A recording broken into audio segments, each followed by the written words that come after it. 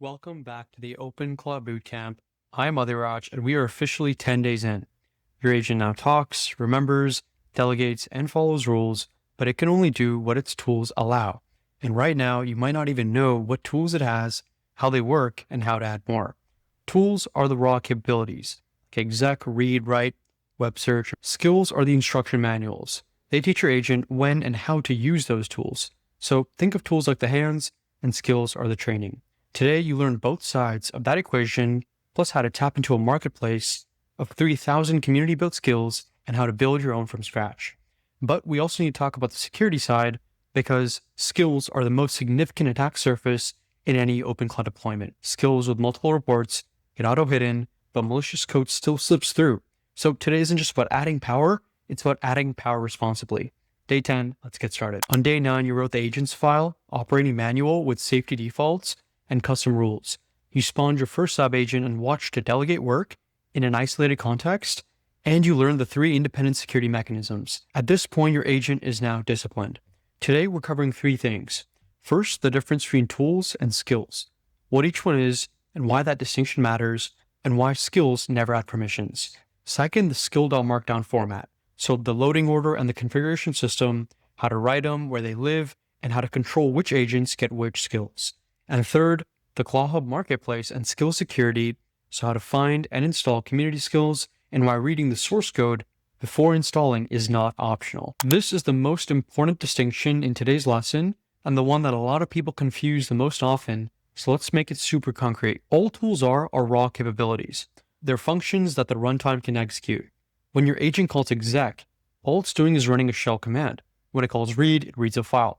When it calls web search, it queries a search engine. There are roughly 20 built-in tools. These are just the building blocks. Skills are just instruction manuals, right? A skill is a skill.markdown file, which is a YAML front matter plus markdown instructions. That teaches your agent when and how to use its tools for a specific task. A Gmail skill doesn't give your agent new powers. It just teaches it how to use web fetch and exec to interact with the Gmail API. Skills bridge that gap between describing how to do something and actually doing it. Now, the critical rule here is skills don't add any permissions. If a tool is denied by tools on allow, no tool can override that. The tool policy layer from day 9 sits above the skill layer. For a skill to work, 3 things must be true. The underlying tool is enabled in the configuration, any required bridge or command line interface is installed, and the agent is authorized for the service. If you miss any of those 3, the skill is dead on arrival. Now let's go through the core tools so you know what your agent can already do before you install anything. Exec is shell execution, so you can run terminal commands, get standard out and standard error. This is the most powerful and the most dangerous built-in tool. In production, you need careful allow listing because unrestricted shell access means your agent can do literally anything on the host. Read, write, and edit handle file system operations. So reading files, writing new ones, editing existing ones. This is the foundation for how your agent writes to the memory files, modifies the configs, and handles all file-based workflows. These are the tools that make the memory markdown file and daily notes actually possible. Web search and fetch give your agent access to the outside world. Web search queries search engines and returns summarized results. Web fetch makes arbitrary HTTP and HTTPS requests to external services. This is any REST API your agent needs to reach. Browser is playwright-based automation, so it can navigate pages, click elements, fill forms, extract content. This is for interactive web workflows where a simple HTTP request just isn't enough. Message sends to channels like Telegram, Discord, and Slack. This is the bridge between your agent's reasoning and the external platforms, and this is the tool that makes your agent a participant in conversations rather than just a backend process. Cron's going to handle scheduling, so creating, listing, and managing time tasks. This connects directly to the heartbeat system from day 6, and then the sessions family, and this is for managing the agent runs and sub-agents. Session spawn is what powers the sub-agent delegation you learned on day 9. A skill is a directory containing a single skill.markdown file. That file has a YAML front matter at the top, followed by markdown instructions. Let's break down both parts. The front matter has 2 required fields, the name, which should be a unique identifier, and description, which is a 1-line summary that shows up in the skills list and what the LLM reads to decide whether to invoke this skill. Some optional fields include user invocable, which defaults to true and controls whether the skill shows as / command, and metadata for OS filters, required binaries, environment variables, and config keys. One parser rule to remember is that the front matter keys must be a single line. Multi-line values are not supported. The markdown body after the front matter is the instruction manual. This is what the LLM reads to decide when to call your skill and how to use it. Vague instructions mean that your skill never gets called or gets called at the wrong time. You want to include explicit use this when instructions and also the do not use this for clauses. This is usually where the real iteration happens. The code's going to work on the first try, but getting the description right so the LLM knows when to invoke it is the actual work. Now the loading order does matter because it determines the precedence and when the skill names do collide. OpenClaw scans directories in this order presented on the slide, and one behavior that catches people off guard is the skills are snapshotted when a session starts. So if you edit a skill mid-session, nothing's going to change until you run /new to start a fresh session or restart your gateway. Changes don't hot reload into existing sessions. The skill configuration lives in openclaw.json and has 3 layers we're going to go over. The first layer is skill.entries, which is the per skill configuration. Each skill gets its own entry keyed by its name, and you can set enable to true or false and provide an API key using the secret ref object that references environment variables securely. The format is source environment and the ID followed by your API key.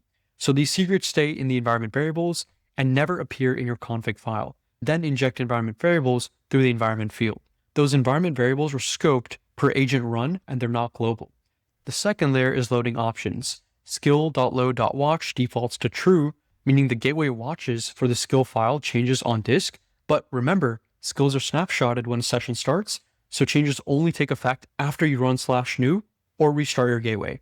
Skill load extra directories lets you point to additional directories beyond the standard 6 loading paths. And skills install node manager lets you pick your package manager, and you can choose from yarn or bun. The third layer is the per agent skill access, and this is where it gets important. Agent's default skill sets the inherited baseline, and this is the skills that every agent gets by default. Agents.list.skills lets you override that for a specific agent. But the rule is that explicit lists replace inherited defaults. They don't ever merge. If you set a skills array on a specific agent, it completely replaces what was in the defaults. So if your defaults include 10 skills and you set a per agent list with 3, that agent gets exactly 3, not 13. And this is how you create specialized agents. A research agent gets web-focused skills, a coding agent gets development skills, customer support agent gets communication skills, and this combination of per agent tool policies from day 9 and the per agent skill access gives you fine-grained control over what each agent can actually do. So what is ClawHub? Well, ClawHub is a web-based marketplace and command line interface registry for OpenClaw skills maintained by the OpenClaw Foundation. There's over 3,000 skills from a bunch of community publishers. Now, it's totally straightforward, right? You just use ClawHub search followed by a keyword to find what you're looking for, ClawHub install with the skill slug to install from the registry, ClawHub update all, which will update everything, ClawHub sync will scan your local skills and publish new or updated ones, and you authenticate with ClawHub login using your GitHub account. And your GitHub account must be at least 1 week old to publish, which is a gate designed to slow abuse. Each ClawHub listing shows the publisher identity and verification status, install counts, and community ratings, whether source code is available, compatibility information, and configuration requirements. The verified publishers have been through a review process, and the unverified ones haven't. And that distinction matters enormously to us, which brings us to our next slide. After installation, skills become available after a /new session or gateway restart. In terms of configuration, like API keys, environment variables, or enable or disable, this goes in openclaw.json under skills.entries. The docs don't mince words here, right? Skills are the most significant attack surface in any OpenClaw deployment. A malicious skill runs with the same permissions as the OpenClaw process itself, which means access to your files, shell, API keys, network connections, everything your agent can touch, a bad skill can also touch. ClawHub runs a built-in dangerous code scanner that blocks critical findings by default, but malicious code can still slip through. NPM lifecycle scripts execute during install, which means installation itself is a code execution. The platform auto-hides skills that receive 3 or more unique user reports, but the first line of defense is always going to be you. Your mitigation strategy is 4 steps here. First, you want to read the source code before installing, or at least put it through Claude Code. Most skills are only 100 to 300 lines long of markdown, and maybe some supporting scripts, so this is completely feasible. Second, you want to run OpenClaw in a Docker container with network restrictions. This contains that blast radius of anything malicious. Third, you want to verify the publisher's reputation on GitHub. You want to check their profile, their other repos, how long they've been active. And then fourth, you want to never install from unverified direct URLs. Stick to ClawHub or well-known GitHub repositories. Installing a skill is a serious security decision. It's not just a feature decision. Build the habit of auditing your source code before trusting it, because in an agentic system, every skill is code that runs on your behalf with your permissions. 4 things before day 11. First, you want to list your installed skills and check your context. Run context list in the chat to see how much skill definitions contribute to your context window. Every installed skill adds tokens per turn, whether the agent uses it or not. You want to remove anything you're not using. Second, you want to install one skill from ClawHub. Run ClawHub search to find something relevant to your workflow. And before installing, read the source code. So check for hard-coded credentials, unexpected outbound connections, and unsanitized inputs. Then install it, start a /new session, and test it in a conversation. Third, build a custom skill markdown file. Create a directory under openclaw skills with a skill.markdown file. It can be anything. A unit converter, a random quote generator, or a task formatter. The point is getting the front matter right, writing precise use this when instructions, and then testing that agent actually calls it at the right time. If it doesn't, just iterate on the description. Fourth, do a security audit.